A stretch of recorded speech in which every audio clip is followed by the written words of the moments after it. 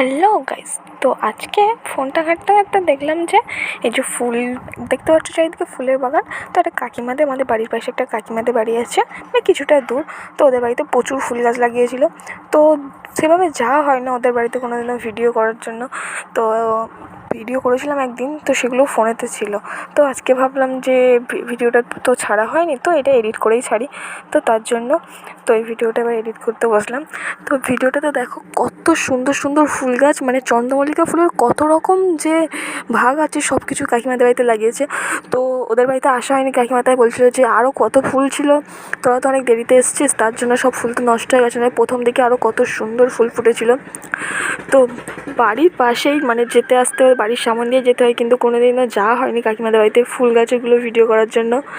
তো অনেক ফুল নষ্ট হয়ে গেছে, তাও ভাবলাম যে যাই, আজকে টাইম আছে। তো তার জন্য একদিন ক্লাস থেকে আসার সময় কাকিমাদের বাড়িতে গেলাম, গিয়ে